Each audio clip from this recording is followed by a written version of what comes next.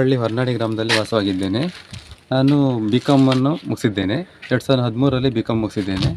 ನಂತರ ಒಂದು Sunrise ಫ್ಯಾಕ್ಟ್ರಿಯಲ್ಲಿ accountant ಆಗಿ ಕೆಲಸ ಮಾಡ್ಕೊಂಡಿದ್ದೇನೆ. ಅದು ಯಾಕೋ ಸ್ಯಾಟಿಸ್ಫ್ಯಾಕ್ಷನ್ ಆಗಿಲ್ಲ ಅಂತ ಹೇಳಿ ಕೆಲಸ ಬಿಟ್ಟು ಓನಾಗಿ ಬಿಸ್ನೆಸ್ ಸ್ಟಾರ್ಟ್ ಮಾಡಿದೆ. ಅದರಲ್ಲಿ ಮೇಯ್ನಾಗಿ ನಾನು ಹಟ್ಟಿಯನ್ನು ಜಾಸ್ತಿ ಪ್ರಿಫರ್ ಮಾಡಿದ್ದೇನೆ. ಅದರಲ್ಲಿ 7 ದನ ಕಟ್ಟಿದ್ದೇನೆ.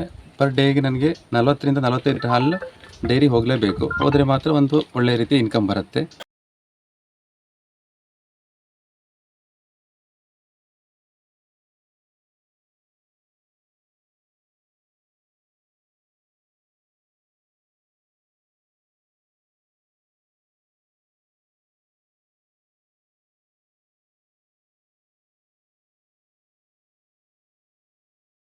ಉಪಕಸಬಾಗಿ ಮಲ್ಲಿಗೆಯನ್ನು ಮಾಡ್ತಾಯಿದ್ದೇನೆ.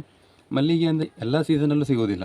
ಈ ಚಳಿಗಾಲದಲ್ಲೆಲ್ಲ ಮಲ್ಲಿಗೆ ಇಲ್ಲದೇ ಇರೋದ್ರಿಂದ ಕಾಕಡ ಮಲ್ಲಿಗೆಯನ್ನು ನಾನು ಸ್ವಲ್ಪ ಜಾಸ್ತಿ ಒತ್ತು ಕೊಟ್ಟು ಬೆಳೆಸಿದ್ದೇನೆ. ಅದರಿಂದ ನನಗೆ ಮಲ್ಲಿಗೆ ಇಲ್ಲದೇ ಇರೋ ಟೈಮಲ್ಲಿ ಕಾಕಡ ಮಲ್ಲಿಗೆಯಲ್ಲಿ ಒಳ್ಳೆ ಇನ್ಕಮ್ ಬರುತ್ತೆ.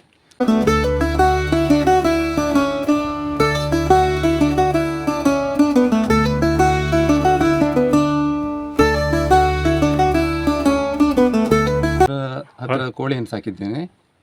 ಕೋಳಿಯಲ್ಲಿ ಈಗ ಮೊಟ್ಟೆ ಕೋಳಿ ಇದೆ. ಮೊಟ್ಟೆ ಕೋಳಿ ಅಂದರೆ ಸ್ವರ್ಣಧಾರ ಅಂತ ಸಾಕಿದ್ದೆ. ಅದು ಒಂದು ವರ್ಷದಲ್ಲಿ 180 ಮೊಟ್ಟೆ ತನಕ ಬರುತ್ತೆ ಅಂತ ಇಲಾಖೆಯವರು ಹೇಳ್ತಾರೆ. ಹತ್ರ ನಮಗೊಂದು 170-160 ತನಕ ಸಿಗುತ್ತೆ. ಎಲ್ಲ ಟೈಮಲ್ಲಿ ಮೊಟ್ಟೆ ಇರುತ್ತೆ ಅಂತ ಹೇಳಲಿಕ್ಕಿಲ್ಲ. ನಾವು ಫೀಡ್ ಎಲ್ಲ ಸ್ವಲ್ಪ ನಮ್ಮದು ಅದೇ ಥರ ಫೀಡ್ ಹಾಕೋದಿಲ್ಲ. ನಾವು ಲೋಕಲಾಗಿ ಸಿಗೋ ಫೀಡ್ ಹಾಕೋದ್ರಿಂದ ಸ್ವಲ್ಪ ಕಡಿಮೆ ಮೊಟ್ಟೆ ಇಳುವರಿ ಸಿಗುತ್ತೆ. ಮತ್ತೀಗ ಹೊಸದಾಗಿ ಇಲಾಖೆಯಿಂದ ಒಂದು ಸ್ಕೀಮ್ ಇರೋದ್ರಿಂದ ಫಿಶ್ ಪಾಂಡ್ ಸಹ ಮಾಡಿದ್ದೇನೆ. ಫಿಶ್ ಪಾಂಡಲ್ಲಿ ನಾನು ರೋವ ಮತ್ತು ಕಾಟ್ಲಾ ಅಂತ 2 ಜಾತಿ ಮೀನು ಬಿಟ್ಟಿದ್ದೇನೆ.